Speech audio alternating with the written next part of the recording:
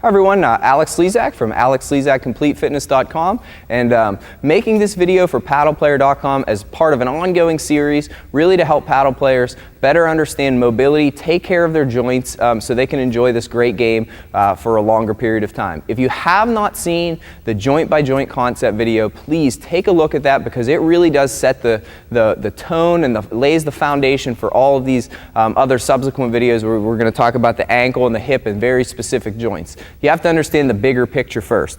So in this video, we're going to talk specifically about the ankle, and we're going to talk about ankle mobility. And what basically happens is, for the general population, we tend to lose ankle mobility as we age. And what that basically means is, if you take a look at your foot, and my ankle here, what we should be able to do is what's called a dorsiflexion. And dorsiflexion means that you're going to be able to bring the top of your foot in the shin. You're going to be able to decrease that angle pretty good. This is something that happens when players move backwards when they go to play, move backwards for overheads when they're going to play paddle, and all kinds of different movements. And by mobilizing the ankle, we build in a little margin for error. So when you do twist the ankle, when you do go back and the Achilles tendon gets loaded, you have some margin for error in there so you're not going to get injured.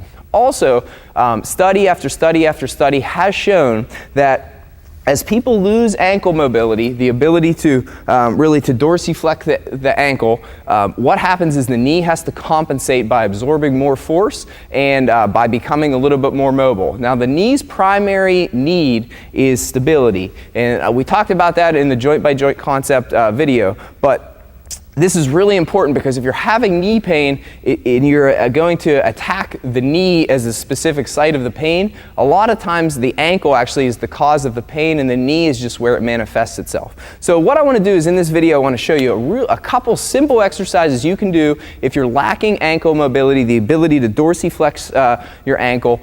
I want to show you some exercises you can do to increase your mobility. So the very first exercise is what's called the wall ankle mobilization. Really simple exercise. I'm going to dig in my back big toe and my front heel, and I'm going to get a couple feet, a couple inches away from the wall, maybe about 12 inches away from the wall. Use the wall to help hold you. And now what I'm going to try and do is I'm going to try and jet my knee out and my shin out in front of and over top of my foot. And what I'm trying to do is decrease the angle between the top of my foot and my shin.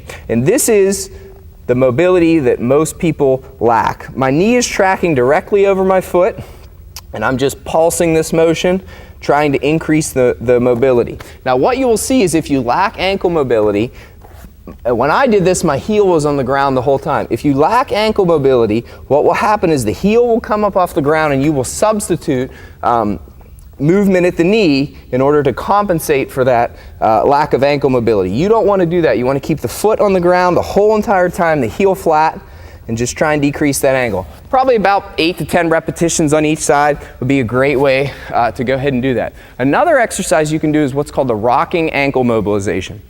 And again, the idea is that we're going to try and decrease the angle between the shin and the top of the foot.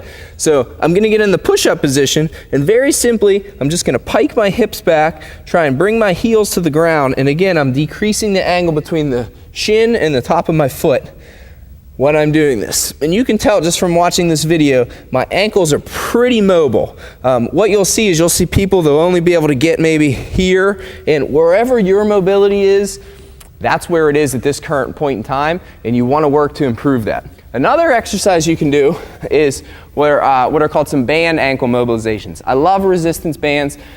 Keep one in your paddle bag. This is a great way to loosen up, strengthen, and stretch, and really prevent a lot of injuries. So what I'm going to do with my resistance band here is I'm going to loop it right around basically where my big toe is and underneath my foot. Now, what I'm going to do is take my band, good posture, pull my elbows back, and now the band's actually going to pull back and decrease the angle between my shin and the top of my foot right here. Now what I can do is actively push against that force and work the mobility of the ankle that way. Another neat little thing that we can do with the band is we've primarily been working in the sagittal plane, which would be this forwards and backwards plane of our body, but our ankle can move in some different ways. It doesn't like to move a whole lot in the other ways, but when you think about spraining your ankle, that's exactly what happens. So what happens is we can build in some margin for error in what's called eversion and inversion movements. So what I'm going to do is I'm going to take my right hand, I'm going to pull it back like I did before, but I'm going to take my left hand and I'm going to hook it around my knee. Now what you're going to see is the band is going to pull my ankle sideways because I have that force going there, and I'm just going to work it to straighten it back out.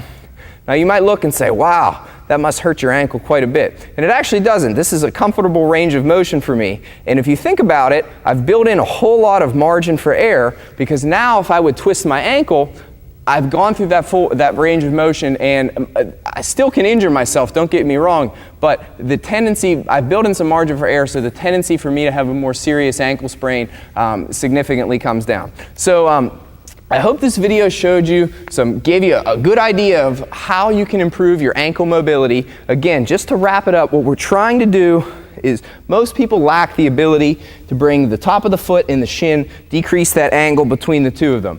If you're lacking that, that's going to cause some problems, one, with your mobility and your movement, and two, it can cause a lot of strain on the knee, and it causes the knee to absorb a lot of force that it doesn't need to. So I just showed you 3 simple exercises you can do. Go ahead and you can use those on a daily basis until your mobility improves. And once your mobility improves, simply keep using those exercises to maintain that mobility, and that's it. I'll see you in the next video. In the next video, we're going to talk about how to mobilize the hip, and that's going to be an interesting video, and definitely one that you're going to want to watch. And I look forward to seeing you then. Thanks.